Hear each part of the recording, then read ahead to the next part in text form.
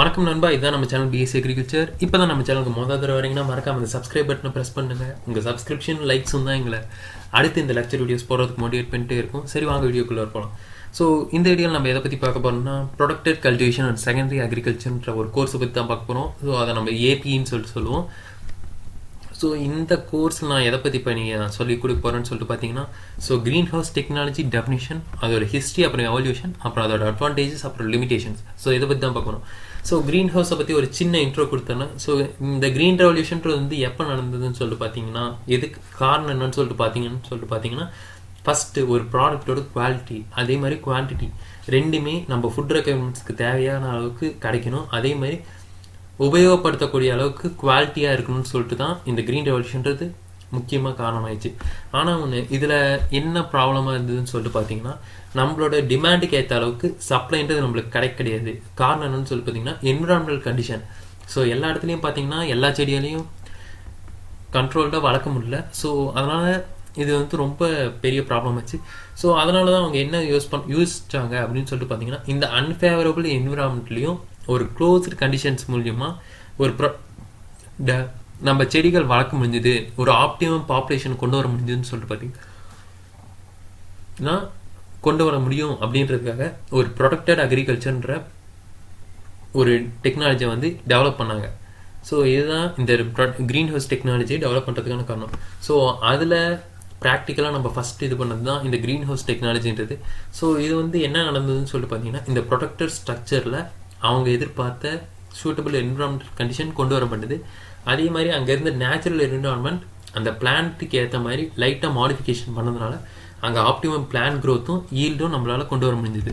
So இப்போ நம்ம green house technology எப்படி வந்துச்சு அதை பற்றி பார்த்தாச்சு. இப்போ அதோட ஹிஸ்ட்ரின்னு சொல்லிட்டு பார்த்தீங்கன்னா, ஃபஸ்ட்டு இதை கண்டுபிடிச்சது யாருன்னு சொல்லிட்டு பார்த்தீங்கன்னா, ஃபஸ்ட்டு செஞ்சுரியில் எம்பரர் டிபேரியஸ் அப்படின்றவர் ஒரு டிரான்ஸ்பரண்ட் ஸ்டோனை வச்சு ஆஃப் சீசனில் குக்கும்பர்ஸை விளைய வச்சார். ஸோ இதுதான் ப்ரொடக்டட் டெக்னாலஜிக்கான இயர்லியஸ்ட் ரெக்கார்டே சொல்லலாம். ஸோ அதுக்கடுத்து பார்த்தீங்கன்னா திருப்பி 17வது செஞ்சுரியில் தான் லோ போர்ட்டபிள் வுட்டன் ஃப்ரேம்ஸை வச்சு ஆயில்டு டிரான்ஸ்லூசன்ட் பேப்பர், அதாவது நம்ம பாலிஎத்திலீன் ஷீட்னு சொல்லி எடுத்துக்கலாம், அதை வச்சு பிளான்ட் என்விரான்மெண்ட்டை வார்மாக கொண்டு வரதுக்கு ட்ரை பண்ணாங்க. அதுக்கடுத்து 1700 தான் பார்த்தீங்கன்னா ஒரு சைடு மட்டும் கிளாஸ் வச்சு இன்னொரு சைடு வந்து ஸ்லோப்பிங் ரூஃபை வச்சுட்டு அந்த ஃபஸ்ட்டு க்ரீன் ஹவுஸ் டெக்னாலஜின்றது வந்து 1700 தான் ஃபஸ்ட்டு கொண்டு வந்தாங்க. அதுக்கடுத்து இந்த க்ரீன் ஹவுஸ் டெக்னாலஜி வந்து ப்ரொடக்டட் அக்ரிகல்ச்சர் எப்போ வந்து ஃபுல்லாக எஸ்டாப்ளிஷ் ஆச்சு அப்படின்னு சொல்லிட்டு பார்த்தீங்கன்னா World War II தான். அதுவும் எப்படின்னு சொல்லிட்டு பார்த்தீங்கன்னா, ஒரு பாலிஎத்திலின்னு சொல்லிட்டு கண்டுபிடிக்கக்கூடிய மெட்டீரியல்ஸ் வச்சு இந்த World War II இந்த ப்ரொடக்டட் அக்ரிகல்ச்சர்ன்றது வந்து ஃபுல்லாக இன்ட்ரடியூஸ் ஆகிடுச்சு. சரி, இந்த பாலிஎத்திலின் வந்து எப்போ யூஸ் பண்ணாங்கன்னு சொல்லிட்டு பார்த்தீங்கன்னா 1948 ப்ரொஃபஸர் எமர் மேயர்ஸ் எமர்ட் அப்படின்றவர் யூனிவர்சிட்டி ஆஃப் கென்டுக்கின்ற இதில் இது யூஸ் பண்ணார். இது எதுக்கு பதிலாக ஆல்டர்னேட் ஆச்சுன்னு சொல்லிட்டு பார்த்தீங்கன்னா, எக்ஸ்பென்சிவ் கிளாஸ் மெட்டீரியல். ஏன்னா ஃபஸ்ட்டு க்ரீன் ஹவுஸை கண்டுபிடிக்கும் போது கிளாஸை வச்சு தான் கண்டுபிடிச்சாங்க. பட் ஆனால் அப்புறமேட்டு அந்த மெட்டீரியலுக்கு பதிலாக இந்த பாலிஎத்திலீன்ஸ்ன்றது வந்து லெஸ் எக்ஸ்பென்சிவாக இருக்கிறதுனால எல்லாருமே யூஸ் பண்ண ஆரம்பிச்சாங்க. அதுக்கடுத்து பார்த்தீங்கன்னா 1948 அப்புறம் 1960 தான் இந்த இது க்ரீன் ஹவுஸ் டெக்னாலஜின்றது வந்து நிறைய செடிகளுக்கு பிளான்ட் ப்ரொடக்ஷன் மூலியமாக நம்ம கொண்டு வர முடியும் அப்படின்னு சொல்லிட்டு எவால்வ் ஆச்சு. அதுக்கடுத்து இப்போ எப்படி அண்டர்ஸ்டாண்ட் ஆகிட்டுருக்குன்னு சொல்லிட்டு பார்த்தீங்கன்னா, கண்ட்ரோல்டு என்விரான்மெண்ட் அக்ரிகல்ச்சர் எதுன்னு சொல்லிட்டு பார்த்தீங்கன்னா CEA. So the precious control அந்த என்விரான்மெண்டலுக்குள்ளார பார்த்தீங்கன்னா ஏர், அப்புறம் root temperature, water, humidity, plant nutrition, CO2, light முதற்கொண்டு எல்லாமே ஒரு கண்ட்ரோல்டு கண்டிஷனில் கொண்டு வர முடிஞ்சிச்சு. ஸோ இப்போ வந்து அந்த க்ரீன் ஹவுஸ் டெக்னாலஜின்றது எப்படின்னு சொல்லிட்டு பார்த்தீங்கன்னா, க்ரீன் ஹவுஸ் டெக்னாலஜினா பிளான்ட் ஆர் வெஜிடபிள் ஃபேக்ட்ரிஸ் அப்படின்ற அளவுக்கு இப்போ டெவலப் ஆகிட்டு இருக்கு. ஸோ இப்போ க்ரீன் ஹவுஸ் டெக்னாலஜியை பற்றி நம்ம ஒரு சின்ன டெஃபினேஷனாக கொடுக்கணும்னு சொல்லிட்டு பார்த்தீங்கன்னா, so green house technology is unique technology of providing favourable condition to the plant. So இது வந்து ஃபஸ்ட்டு டெஃபினேஷன் சொல்லிட்டு சொல்லலாம். அப்படி இல்லைன்னா, so even in the adverse climatic conditions when there is no crop can be grown, as well as the man has to develop a method of growing high valuable crops in a particular closed environment, as well as the controlled environment condition is known as greenhouse technology. So என்னதான் adverse climatic condition வளர்க்கவே முடியாதுன்னு சொல்லிட்டு ஒரு climatic condition இருந்தாலும் அந்த இடத்துலையும் மனுஷனால அந்த செடிகளை வளர்க்க முடியும். அந்த கண்ட்ரோல்டு கிளைமேட்டிக் கண்டிஷனில் இருக்கிறது தான் க்ரீன் ஹவுஸ் டெக்னாலஜின்னு சொல்லிட்டு வந்துச்சு. ஸோ இந்த க்ரீன் ஹவுஸ் டெக்னாலஜின்னு சொல்லிட்டு பார்த்தீங்கன்னா, so green houses are set to be framed or inflated structures which is covered with translucent as well as transparent material which is large enough to grow crops under partial or fully controlled environment conditions to get optimum growth as well as productivity. So இது எதுவும் இல்லைங்க, green house வந்து ஒரு framed structure, அப்படி இல்லைன்னா இன்ஃப்ளாட்டட் structure. ஒன்று ஃப்ரேமாக கூரை வீடு மாதிரி நேராக இருந்தாலும் சரி, இல்லை வேறு ஏதாவது ஒரு டிசைனில் இருந்தாலும் சரி, அது வந்து ஒரு டிரான்ஸ்லூசன்ட் மெட்டீரியல், அப்படி இல்லைனா டிரான்ஸ்பரண்ட் மெட்டீரியல். ஸோ இந்த இடத்துல இருந்து பார்த்தா அந்தாண்ட என்ன இருக்குன்னு சொல்லிட்டு தெரியும். அப்படி இல்லைனா லைட் பாஸ் ஆகக்கூடிய மெட்டீரியல்ஸாக இருக்கும்.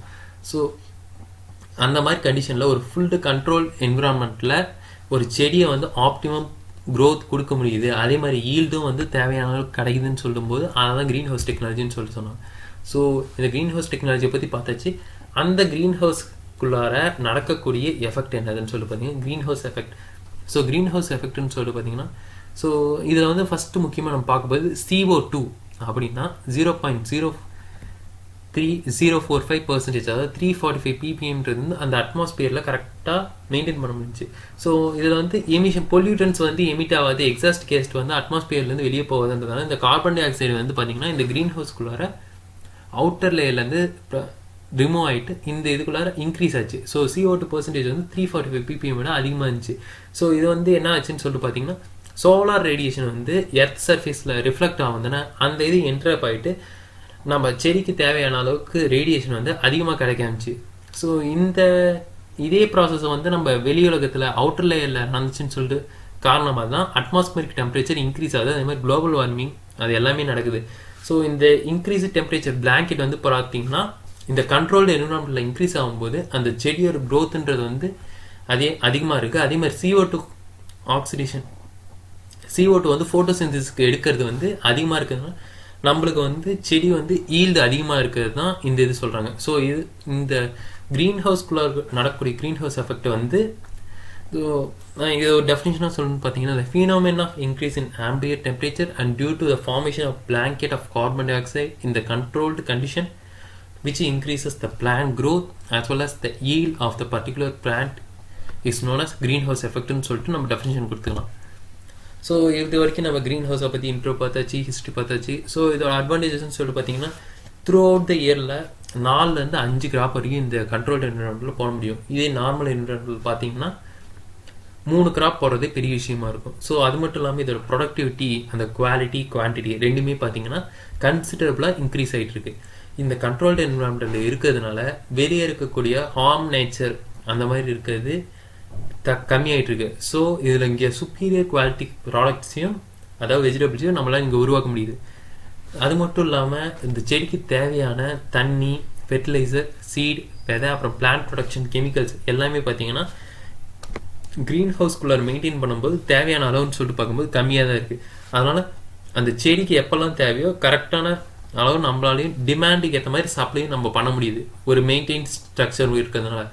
ஸோ இது வந்து ரொம்பவே யூஸ்ஃபுல்லாக இருக்குது. அதுக்கடுத்து பார்த்தீங்கன்னா இதில் பெஸ்ட் அண்ட் டிசீஸ் கண்ட்ரோல் பண்ணுறதுன்னு சொல்லி பார்த்தீங்கன்னா ஓப்பன் ஏரியாஸில் கண்ட்ரோல் பண்ணுறதை விட இந்த மாதிரி க்ளோஸ்டு ஸ்ட்ரக்சரில் கண்ட்ரோல் பண்ணுறது நம்மளுக்கு ரொம்பவே ஈஸியாக இருக்குது.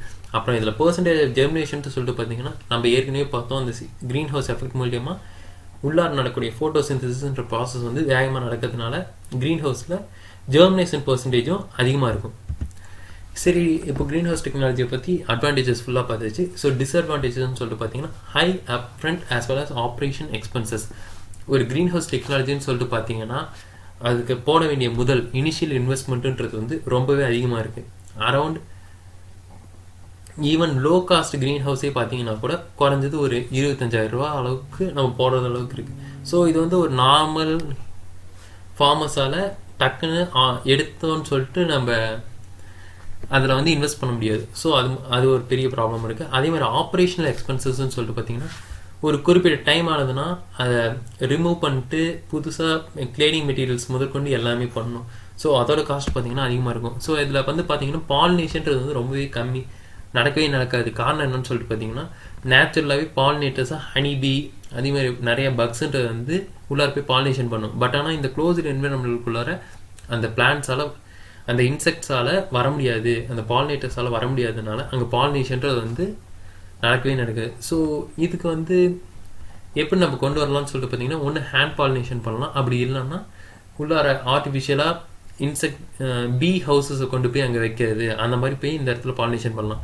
அதே மாதிரி இங்கே ப்ரிகாஷனரி மெஷர்ஸாக ஒரு பெஸ்ட்டோ டிசீஸஸோ அங்கே இருக்குது அப்படின்னு சொல்லிட்டு கண்டுபிடிச்சிருந்தா அடுத்த காப்புக்கு வராத அளவுக்கு நம்ம மெயின்டைன் பண்ணிக்கணும். ஏன்னா ஃபர்ஸ்ட் சீசனில் அட்டாக் ஆச்சுன்னா செகண்ட் சீசனில் இன்னும் விகராக இருக்கும். ஏன்னா க்ளோஸ்டு என்விரான்மெண்டல் கண்டிஷனில் அந்த பேத்தோஜனுக்கு ஃபேவரபிள் என்விரான்மெண்ட்டாக அது கிடச்சிச்சுன்னா அந்த பெஸ்ட் அண்ட் டிசீஸ் அட்டாக்ன்றது வந்து ரொம்பவே அதிகமாக இருக்கும். ஸோ அதில் ப்ரிகாஷன் மெஷர்ஸ் வந்து க்ரீன் ஹவுஸ் டெக்னாலஜியில் ரொம்ப அதிகமாக பார்த்துக்கணும். ஸோ உங்களுக்கான லெக்சர் நோட்ஸ் வந்து டிஸ்கிரிப்ஷனில் கொடுத்துட்டேன். உங்களுக்கு ஏதாவது சந்தேகங்கள் இருந்தால் அதை கமெண்ட் செக்ஷனில் கமெண்ட் பண்ணுங்கள். ஸோ உங்களுக்கு இந்த வீடியோ பிடிச்சிருந்தா லைக் பண்ணுங்கள், அப்படியே உங்கள் ஃப்ரெண்ட்ஸ் எல்லாத்துக்கும் ஷேர் பண்ணுங்கள். அப்படியே நம்ம B.Sc.Agriculture சேனல் சப்ஸ்கிரைப் பண்ணிட்டு பெல் ஐக்கான ப்ரெஸ் பண்ணுங்கள். ஸோ தேங்க்ஸ் ஃபார் வாட்சிங் தி வீடியோ. தேங்க்யூ. நான் உங்களை அடுத்த வீடியோவில் சந்திக்கிறேன்.